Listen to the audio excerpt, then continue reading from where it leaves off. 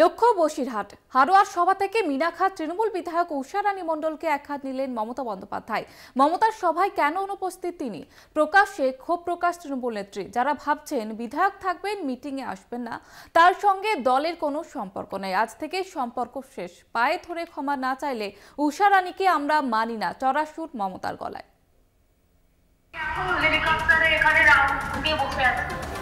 যদি এখানে একটু ক্লিয়ারেন্স হয়, কিন্তু এত বিদ্যুৎ চমকাচ্ছে, আমি 1 ঘন্টা ধরে অপেক্ষা করছি।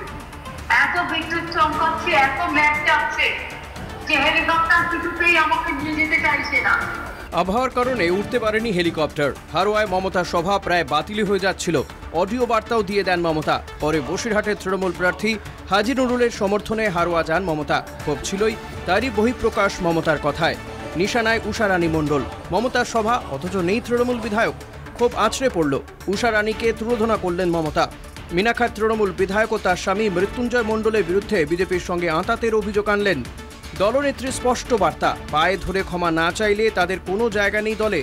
তৃণমূল বিধায়কের পরিবর্তে তৃণমূলে আলাদা টিম তৈরি করার কথাও এদিন মঞ্চ থেকে জানিয়ে দেন মমতা।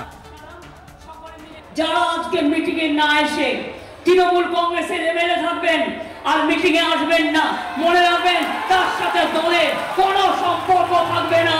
আমি আজই বলে গেলাম, আপনাকে নিয়ে দল চলবে না। লোক যারা আছেন, সংগঠন যারা আছেন, তারা দেখে নেবেন। যতক্ষণ সে ক্ষমা না চাইবে, পায়ে না ধরবে, ততক্ষণ উষারানী মণ্ডলকে আমরা মানি না, আমরা মানি না, আমরা মানি না। কলকাতা টিভির প্রতিনিধি উষারানীকে বহুবার ফোনে ধরার চেষ্টা করেন, কিন্তু তিনি কোনো উত্তর দেননি। তার স্বামী মৃত্যুঞ্জয় মণ্ডলের দাবি, দিদিকে ভুল বুঝিয়েছে দলীয় নেতৃত্ব। বিধায়ককে অপমান করেছেন তৃণমূল নেতা খালেক মোল্লা। আত্মসম্মান বজায় রাখতেই তারা সভায় যায়নি। দিদির পায়ে ধরে ক্ষমা চাইব, কলকাতা টিভিকে জানান মৃত্যুঞ্জয়। এমএলএ উষারানী মণ্ডল সম্পর্কে দিদিকে ভুল বোঝানো হয়েছে।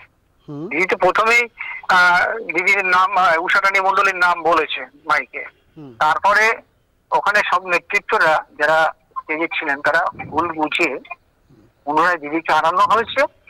এবং আমরা যাইনি একটাই কারণে, সেটা হচ্ছে বসিরহাটে সুজিত বসু এবং হাজী নুরুল সাহেবের সামনেই আব্দুল খালেক মোল্লা এমএলএ কে যাচ্ছে তাই করে অপমান করেছে। যে পার্টিকে আমাদেরকে বিজেপি বানিয়ে দেওয়ার চেষ্টা করছে, তার কাছে ক্ষমা চাইতে হবে, তাদের কাছে ক্ষমা চাইতে হবে। তাদের কাছে ক্ষমা চাইলে কোনো প্রশ্নই ওঠে না।